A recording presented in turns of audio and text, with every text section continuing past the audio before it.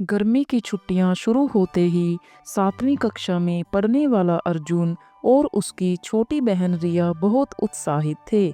जैसे ही स्कूल में आखिरी दिन की घंटी बजी, दोनों खुशी से उछल पड़े। वे साल भर से नानी के गांव जाने के इंतज़ार में थे।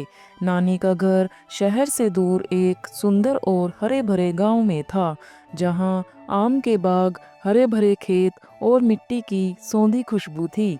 घर पहुंचते ही दोनों ने पापा से जिद करनी शुरू कर दी। हमें नानी के घर जाना है, प्लीज़ पापा। मम्मी भी मुस्कुरा दी, क्योंकि उन्हें पता था कि बच्चों को गांव कितना पसंद है। अगले ही दिन सुबह सुबह ट्रेन से सफ़र शुरू हुआ। ट्रेन की खिड़की से दोनों भाई बहन बाहर के नज़ारे देख रहे थे। खेत, नदियाँ, छोटे छोटे गांव और ढेर सारे पेड़। सफ़र में मम्मी ने घर से बनाए आलू के पराठे और आम का अचार निकाला, जिसे खाते ही दोनों और खुश हो गए। गांव का स्टेशन आते ही दोनों भागते हुए प्लेटफॉर्म पर उतरे। सामने नानी खड़ी थी, जिनका चेहरा हमेशा की तरह मुस्कुराहट से भरा हुआ था। मेरे लाडले आ गए। नानी ने प्यार से दोनों को गले लगा लिया। नानी के घर पहुंचते ही नाना जी भी बाहर आ गए।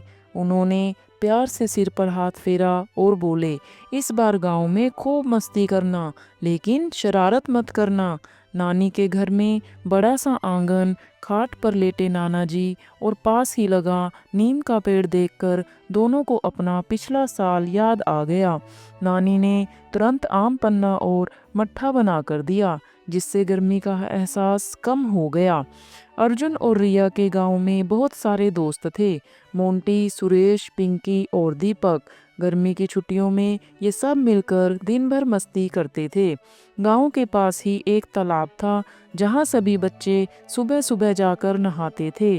अर्जुन और मोंटी सबसे पहले पानी में कूदते, जबकि रिया और पिंकी डरते डरते किनारे पर रहती। शाम होते ही सब बच्चे मैदान में जमा हो जाते और गिल्ली डंडा या पिट्ठू खेलते। अर्जुन बहुत अच्छा खेलता था, लेकिन सुरेश हमेशा उससे बाजी मार जाता था। गांव में छुपन छुपाई खेलना सबसे मज़ेदार होता था, क्योंकि खेत, पेड़ और छोटे छोटे कच्चे घर छुपने के लिए बहुत जगह देते थे। गांव में एक पुराना आम का बाग था, जहां जाने की मनाही थी। लोगों का कहना था कि वहां चौधरी काका का खतरनाक कुत्ता रहता है, लेकिन अर्जुन और उसके दोस्तों को आम खाने का बहुत मन था। एक दिन रात को सबने प्लान बनाया कि वे बाग से आम तोड़ेंगे। अर्जुन, मोंटी, सुरेश और दीपक धीरे धीरे बाग में घुसे, लेकिन जैसे ही उन्होंने आम तोड़ने शुरू किए, अचानक भौंकने की तेज आवाज आई। भूं भूं भूं।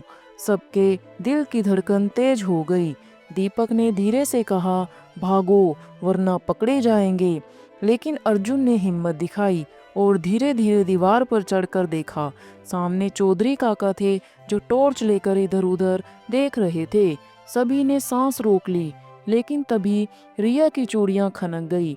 चौधरी काका ने तेज आवाज में पूछा, कौन है वहाँ?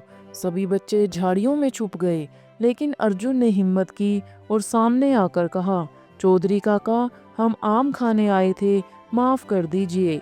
चौधरी काका हंस पड़े और बोले, बिल्कुल, लेकिन अगली बार चोरी मत करना, सीधे मुझसे मांग लेना। सभी ने राहत की सांस ली और आम लेकर नानी के घर वापस आ गए। गर्मी की छुट्टियां सिर्फ मस्ती के लिए नहीं, बल्कि नई चीज़ें सीखने के लिए भी होती है। नानी ने रिया को सिखाया कि कैसे गाय का दूध निकाला जाता है। पहली बार में रिया डर गई, लेकिन फिर धीरे धीरे सीखने लगी। अर्जुन और उसके दोस्तों ने धान और गन्ने के खेतों में पानी देने का काम किया। यह उनके लिए नया अनुभव था। मिट्टी के खिलौने बनाना। गांव की कुम्हारिन चाची ने रिया और पिंकी को मिट्टी के छोटे छोटे घड़े और दिए बनाना सिखाया। गांव में हर साल गर्मी की छुट्टियों में मेला लगता था। वहाँ झूले, मिठाइयाँ और कई तरह की दुकानें होती थीं। अर्जुन और रिया ने नानी से पैसे लिए और गुब्बारे खरीदे, गोलगप्पे और चाट खाई, झूले में बैठकर खूब मजे किए। मेले में एक जादूगर आया था, जिसने ऐसा जादू दिखाया कि सब दंग रह गए। 3 हफ्ते की छुट्टियां कैसे ख़त्म हो गई पता ही नहीं चला। जब वापस जाने का समय आया तो रिया की आंखों में आंसू आ गए। उसने नानी का हाथ पकड़कर कहा, नानी हम फिर कब आएंगे? नानी मुस्कुराई और बोली, अगली गर्मी की छुट्टियों में फिर आ जाना। अर्जुन और रिया ने नानी से वादा किया कि वे अगले साल और भी ज़्यादा मस्ती करेंगे।